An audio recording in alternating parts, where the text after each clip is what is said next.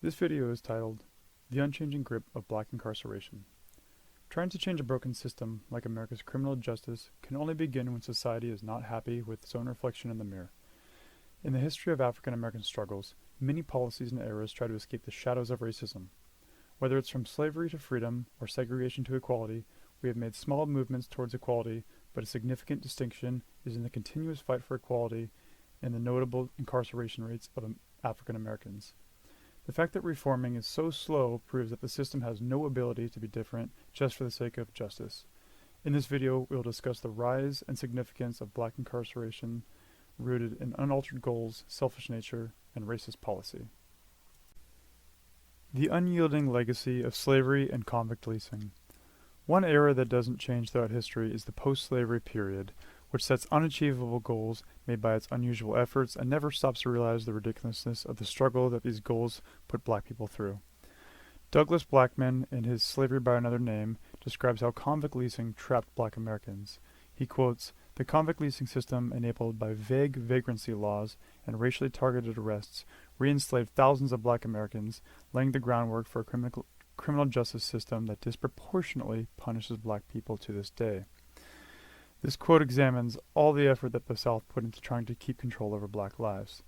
This further brings out how the system's attitude about racial dominance was never changed or questioned, explaining how this era makes an attempt at escaping the end of slavery without truly letting go. Blackman's work insists that this re-enslavement laid foundations for modern prisons. This clearly examines how the era sets aside denial to convince itself that it was right about black inferiority. This worked to describe the era's effort in trying to escape its reality of equality, only to end up oppressing more because of this dedication implemented towards its goal of control. The actions and failed attempts made by eras such as this lead us to realize how history wanted to describe the unrealistic expectations of racial progress in America and just human beings in general. The persistent shadow of Jim Crow and criminalization. Another policy implemented in the late 1870s were the Jim Crow laws, which were also in place to limit black Americans. These were laws segregating public spaces, keeping blacks away from whites, and inciting a lawful difference of racism, which surely biased incarceration rates of the segregated blacks.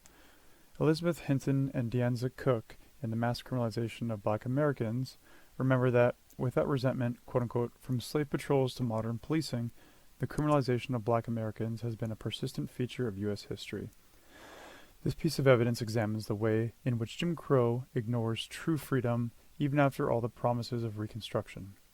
This furthers our understanding of how this era does not change by the end of its time, being that it is completely carefree about showing sympathy towards black communities that had dedicated their lives to fighting for rights. While segregation laws held firm, anybody would have said that they were conspiring together against progress.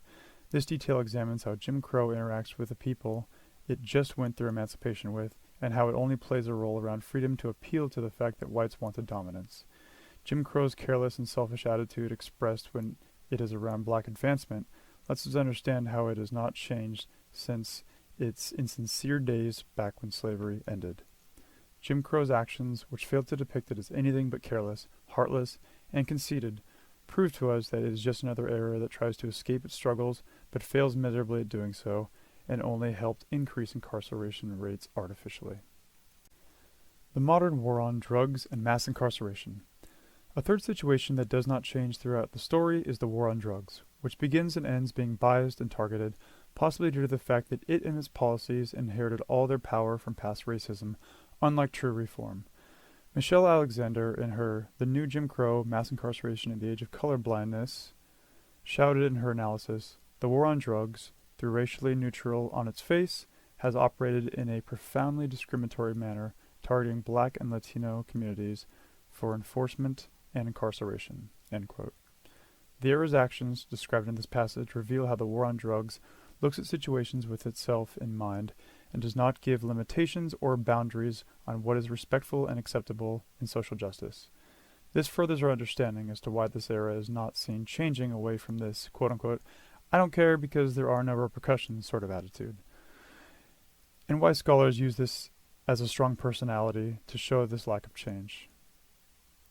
Elizabeth Hinton stated, "The shift from anti-poverty programs to punitive crime control policies in the 1960s and 1970s particularly though the war on drugs disproportionately targeted black communities, fueling the rise of mass incarceration. This quote analyzes the era's arrogance and selfishness about its trip through the 1990s with policies like the crime bill. The way that the war on drugs looks selfishly about these events, both then and later on in the era, lead us to understand why, even with the influence of more patient and understanding reforms, it only ever ends up being negative and acting on its own selfish desire to punish. The fact that private prisons inherited billions, projected at $12.5 billion by 2032, gives us a hint at the possibility that systems profiting from this did not change, most likely because they never had a need to. This additionally represents history's message about how systems change and what factors and attributes lead a system to be unable to do so. Black people get overrepresented in prison populations due to policies like this. The current struggle and failed reforms. Bruce Western and Becky Petit in Incarceration and Social Equality also highlight the ongoing issue, quote-unquote, mass incarceration, driven by racialized policies like the war on drugs, has not only incarcerated millions of black Americans, but also destabilized their communities, end quote. The Sentencing Project notes black Americans comprise 38% of prisoners in 2023, despite being 13% of the population. Recent efforts like the First Step Act tried to shift, but California's Proposition 36, which passed in 2024, increased penalties again, showing the system's biased nature. This examines how modern reforms interacts with the history they just went through, failing to escape the selfish cycle. In conclusion, nearly all eras in the history of black incarceration fail at changing in any way due to their consistency of falling back on their unaltered goals, racist roots, and selfish characteristics to work around their problems. History uses this to prove how people in the luxuries of power had no reason to change, and therefore fail at doing so. Being part of this ongoing story, the description of these eras match what we observe in systems today. We observe attempt after attempt, system trying to change, and see in their personality what holds them back. Fundamentally, we need a change in understanding and love for what is different, such that we can eliminate racist policies that hold back people, keep them poor, and keep them disproportionately incarcerated.